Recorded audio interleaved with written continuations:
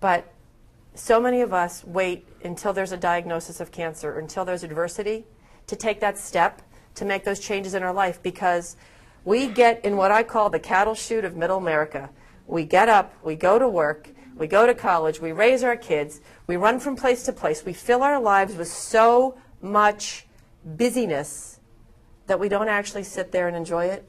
And everybody says to me this week, oh, what'd you do on your week off over Christmas? And I said, nothing. I was home with my family. The most productive thing I did was organize my file cabinet, because it made me feel really good to clear the clutter. I was like, I felt like a new woman. I cleaned out my cabinet, and things are organized. So now I know where they are, so I can save so much time this year.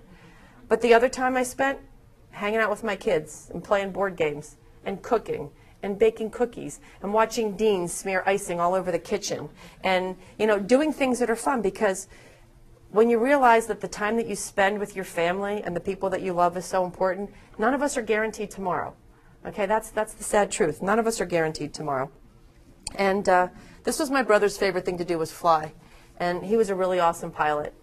And that was the gift that he gave to me. And I have one regret about the time I spent with my brother. He loved flying more than anything in the world. He loved flying more than women. You know, I mean, guys, it's a testosterone thing.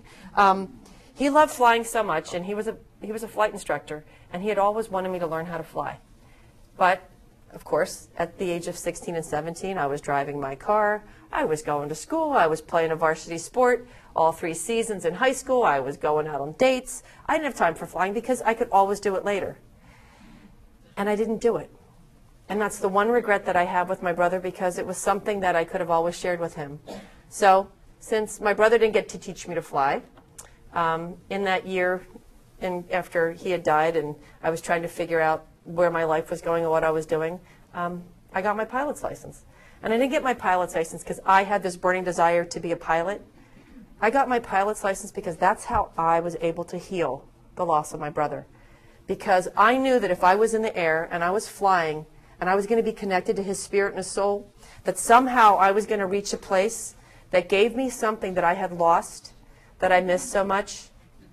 And the coolest part for me now is that my son got his pilot's license, and the first day that he took me up in that plane, and he had his headset on, and I'm sitting next to him, I swear I was sitting next to my brother, because I'm watching this kid fly with all the confidence in the world. And I knew my brother was with us. I knew it was one of those special moments, but that was how I found healing. It's not how everybody else finds healing, but that's what I had to do. And it took a lot of time and effort, because I had to work as a waitress at Pizza Hut to pay for flying lessons. Let me tell you, I shucked enough pizzas in Hawaii to feed an army. But it was worth it, because I came out of it with something that nobody else could do that for me. I had to do it for myself. So now that you know how we have to live our life, you may see this on my desk when you come in, and it's called the crystal ball. And so when you look at me and you ask me questions, you say, well, is this cancer going to come back in my breast? And I say, well, my crystal ball's broken. My crystal ball can't tell the future. What my crystal ball is there for is to know that none of us have that capability. You know, none of us have the ability to tell the future. So my crystal ball's broken, and I can't tell the future. So I can't tell whether you're going to live or die from cancer. And believe me, I've had patients come into my practice who get diagnosed with cancer, everything changes, and suddenly, you know, a year or two later, their spouse has a heart attack or drops over dead suddenly, or something happens. And what they come back and say is, that year and a half or that 2 years since the cancer diagnosis, they did everything differently. And wasn't that cancer a gift, because it made them pull themselves back from their crazy, overscheduled life to actually be together? And that's the gift of the present. It's the gift of being in the present. So, if you don't know it already, none of us are guaranteed tomorrow, and I think you all know that, because otherwise you wouldn't be here. And there are a lot of people that get diagnosed with cancer that don't have a support group like you guys. And that's sad, because I've been around support groups that are very negative and that pull people down, and they pull them into their other stuff.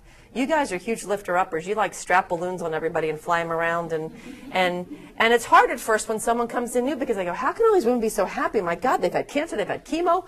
Some of them don't have their own breasts. Like, what is wrong with this group?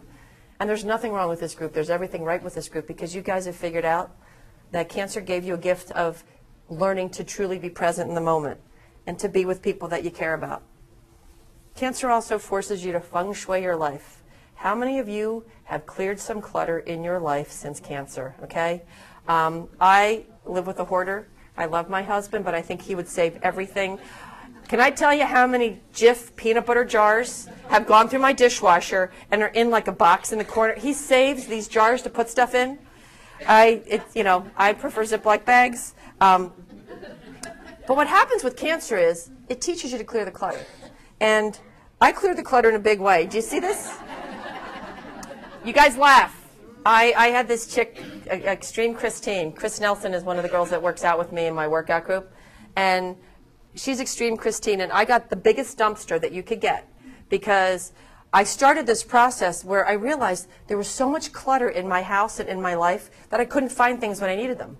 And I thought, wow. And this all started after my breast biopsy a couple years ago. I didn't have cancer. It was a benign breast biopsy.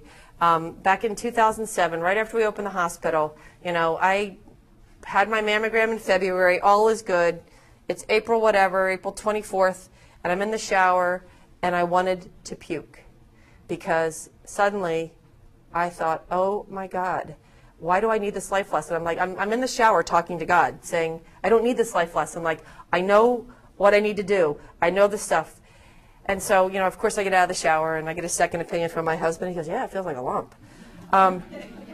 So I did what every self-respecting surgeon does. I drove myself to the office at 7 a.m. and I turned on the ultrasound machine and I'm scanning myself. And I'm looking at it, and it's like I've got my focal zones at the right place, and I turn on the color flow, and, it was kind of vascular, and I was like, God. So, after I wanted to puke, and it was the only day that I was on time, because I got done my office hours at 11:59. I made my husband take everybody out to lunch because it was like Secretary's Week. I had pulled Beth Matlack and Stacy into my office and said, listen, I have a solid lump on my breast, and I need it biopsied at lunch. Well, Beth and Stacy start crying. I'm like, listen, ladies, pull your crap together because you got to take care of me. And right now, I'm the most important person in the world. So everybody left the office, and I will tell you, it was the longest 48 hours of my life. And to sit and wait for that pathology and to know it, and that's why some of you have gotten phone calls at 10 o'clock at night or on a Sunday afternoon or whenever I get that box open and there's something in there, and I call you at odd hours, because it's horrible waiting and not knowing. And I was really fortunate. But during that 48 hours, I made a lot of deals. I made a lot of deals with God. I promised I was going to exercise, and I was going to eat healthy, and I was going to start taking time for myself, and I was going to start changing those things because I realized that I had filled my life with so much clutter, and you guys aren't the clutter. Taking care of you guys is one of my passions, and I think you all know that. But I had so many other things that were filling up time. So I cleared the clutter, okay? I also did a couple other things. I started letting go of people who didn't lift me up. The people that pulled me down, I realized that I really didn't need them in my life anymore because I didn't have time to spend time with the people that didn't make me feel better about who I am and what I do. I started to create balance. Some of you might know I started working out with Von Hebron. A little too much balance at times when I'm on my elbows and doing push-up hand walks and those stupid mountain climbers right now. But I tried to create balance between work and family and play and teaching. There's a lot of stuff that I love to do. And I had to figure out, how do I make it all work? And the one way that I learned how to make it work was learning the word no. I don't use it enough. But I do use the word no occasionally, and I'm sorry if some of you are on the receiving end of it, but the word no is a very powerful word. And I started out slowly, because I said for every yes, I gave myself a no. So then I started to kind of get to that place where I realized if I said yes to things and then I didn't follow through with it, then I was being a shit, and I really probably shouldn't be doing that, because it just made me feel bad and look bad.